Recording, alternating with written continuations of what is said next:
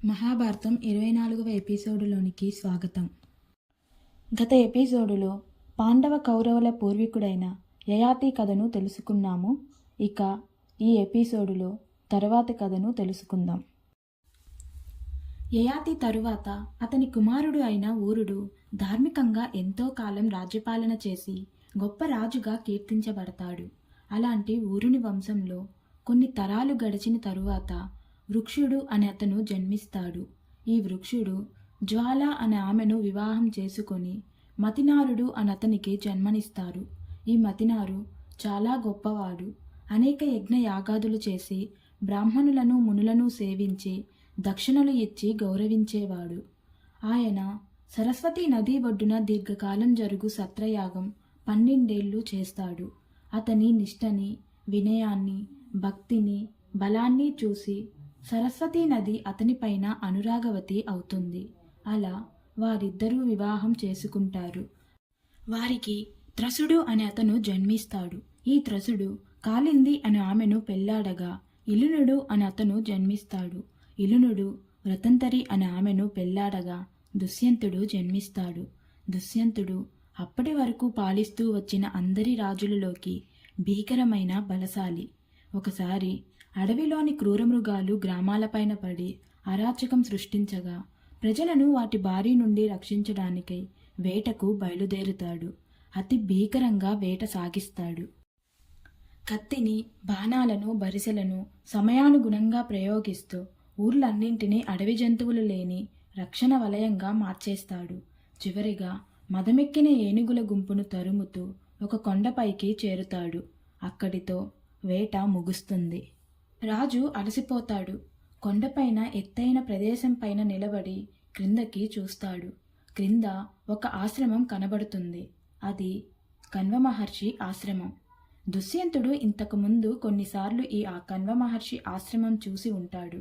ఎన్నిసార్లు చూసినా ఆ ఆశ్రమం ఆయనకి ఆశ్చర్యం కలిగిస్తూ ఉంటుంది. అక్కడ పులులు, జింకలు కలిసి ఆడుతాయి. పిల్లులు, ఎలుకలు కలిసి తిరుగుతాయి. నిరంతరం సామవేద గానం వినిపిస్తూ ప్రశాంతంగా ఉంటుంది. రాజు తనతో వచ్చిన పరివారాన్నంతా అక్కడే ఆగమని చెప్పి కొండ దిగి ఆశ్రమం వైపు వెళ్తాడు. రాజు వెళ్ళేసరికి అక్కడ ఎవరూ ఉండరు. ఒక్క అందమైన అమ్మాయి మాత్రమే ఉంటుంది. ఆ అమ్మాయి రాజుకు నమస్కరిస్తుంది. కణ్వ మహర్షిని దర్శించి నమస్కరించి ఆయన ఆశీర్వాదాన్ని పొందాలని వచ్చాను, కానీ ఎక్కడికి వెళ్ళారో కదా అని తనలో తాను అనుకున్నాడు రాజు. వెంటనే ఆ అమ్మాయి, వారు ఇప్పుడే అడవిలోకి పూలు తేవడానికి వెళ్ళారు. మీరు వచ్చారని తెలిస్తే వెంటనే తిరిగి వస్తారు. వారు వచ్చేంత వరకు మీరు ఇక్కడే ఉండండి అని చెప్తుంది. ఆయన చాలా సంతోషించి, నీవు ఎవరి కూతురువు? ఇంత అందము, ఇన్ని తెలివితేటలు కలిగిన నీవు ఇక్కడికి ఎలా వచ్చావు అని అడుగుతాడు. నేను కణ్వ మహర్షి కూతురును అని చెప్తుంది ఆ అమ్మాయి. అదేమిటి, కణ్వ మహర్షి వివాహం చేసుకోకుండా ఇంద్రియాలను జయించిన వాడని విన్నాను. ఆయనకు కూతురేమిటి? నమ్మలేకుండా ఉన్నాను అని అంటాడు రాజు. ఆయనకు సమాధానమిస్తూ, మీలాగే కొంతకాలం క్రితం ఒక ముని ఇక్కడికి వచ్చాడు. ఆయన నన్ను చూసి మా నాన్నగారిని ఇలా అడుగుతాడు, నాన్న అని పిలుస్తుందేమిటి అని. అప్పుడు మా నాన్నగారైన కణ్వ మహర్షి నేను కూడా వినేట్లుగా ఇలా చెప్పాడు.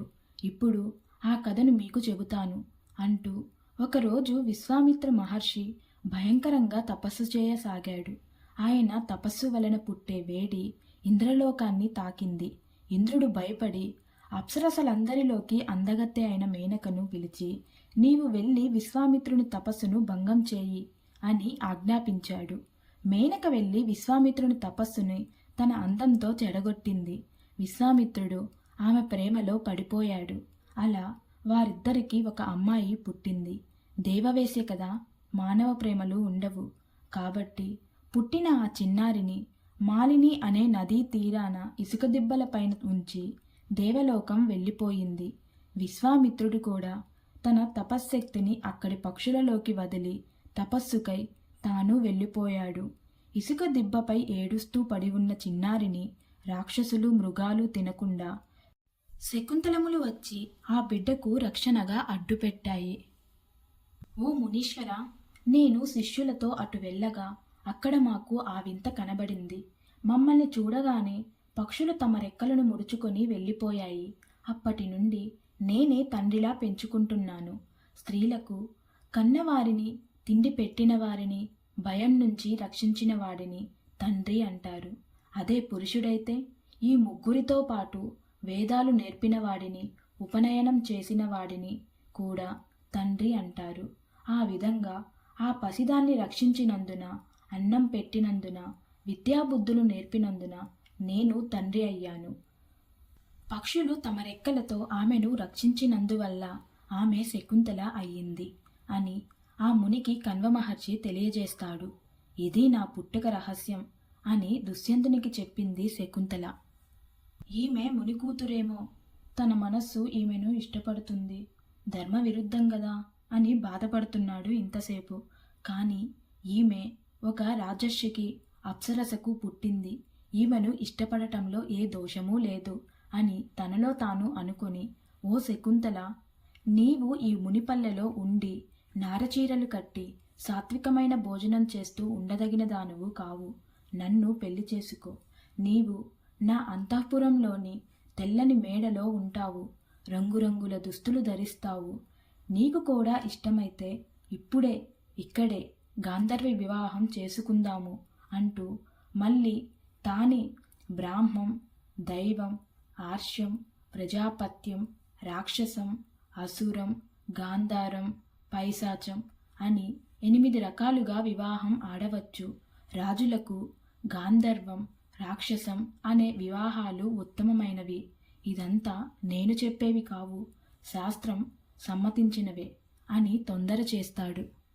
రాజు మాటలకు ఆమె ఇలా అంటుంది. దయామయుడు, ధర్మాత్ముడు అయిన మా తండ్రి గారు తొందరగానే వస్తారు. ఆయన వచ్చి కన్యాదానం చేస్తాడు. అప్పుడు నీవు నన్ను పెళ్ళాడు అని అంటుంది. దానికి రాజు, శకుంతల, మనకు మనమే చుట్టాలం, మనకు మనమే ఇచ్చిపుచ్చుకునే వాళ్ళం. పైగా దీనికి మంత్రతంత్రాలు అవసరం లేదు. ఇంకా ఇది రహస్యమైనది కూడా అని ఆమెను ఒప్పిస్తాడు. అప్పుడు శకుంతల, సరే ఒప్పుకుంటా, కానీ మనకు పుట్టబోయే బిడ్డ మీ తర్వాత రాజు కావాలి. యువరాజు పట్టాభిషేకం మన కొడుక్కే చేయాలి అని అడుగుతుంది. దుష్యంతుడు వెంటనే, అలాగే, నీకు నాకు పుట్టబోయే బిడ్డనే యువరాజును చేస్తాను అని చెప్పి వెంటనే గాంధర్వ వివాహం చేసుకుంటాడు. తర్వాత రాజు ఇలా అంటాడు, నేను రాజనగరికి వెళ్ళి మంత్రులను పంపిస్తాను. వారు వచ్చి కణ్వ మహర్షికి చెప్పి నిన్ను నా దగ్గరకు తెస్తారు అని రాజు వెళ్ళిపోతాడు. అప్పటి వరకు కూడా కణ్వ మహర్షి రానేలేదు. రాజు వెళ్ళిన కొంతసేపటి తరువాత కణ్వ మహర్షి వచ్చారు. ఆయనను చూసి తనపై కోపగిస్తారేమో అని భయపడుతుంది శకుంతల. కణ్వుడు రాగానే దివ్యజ్ఞానంతో జరిగినది తెలుసుకుని, అమ్మా, గాంధర్వ వివాహం రాజులకు తప్పు కాదు, నీవు చేసింది తప్పేమీ కాదు అని అంటాడు. కొంతకాలం జరిగిపోయింది. ఒకరోజు కణ్వ మహర్షి శకుంతలతో ఇలా అంటాడు, ఒక గొప్ప మహారాజును పెళ్లాడావు. నీ గర్భంలో కూడా భావి చక్రవర్తి ఉన్నాడు. ఇంతటి రాజును ఎంపిక చేసుకున్న నీకు ఒక వరం ఇస్తాను, అడుగు తల్లి అంటాడు. అప్పుడు శకుంతల ఇలా అడుగుతుంది, నేనెప్పుడూ ధర్మం తప్పకుండా ఉండేలా వరమివ్వండి అని అడుగుతుంది. అలాగే అమ్మా, చాలా సంతోషం, ఇంకో వరం కోరుకో అని మళ్ళీ అడుగుతాడు కణ్వ మహర్షి. అప్పుడు శకుంతల, నాకు పుట్టబోయేవాడు దీర్ఘాయువు, ఆరోగ్యము, బలము, ఐశ్వర్యం కలిగి వంశకర్తగా గొప్ప పేరు తెచ్చుకునేవాడు కావాలి అని అడగగా కోరిన వరాలన్నీ ఇచ్చి గర్భవతికి తగిన సౌకర్యాలు కల్పిస్తాడు కణ్వ మహర్షి. తర్వాత భరతుడు జన్మిస్తాడు. అతని అరచేతిలో చక్రవర్తి అవుతాడని సూచించే రేఖలుంటాయి. భరతుడు అపరిమితమైన బలవంతుడు. అడవి పందులను, పులులను, ఖడ్గమృగాలను పట్టి తెచ్చి ఆ ఆశ్రమం వద్దనున్న చెట్టుకు వరుసగా కట్టివేసేవాడు.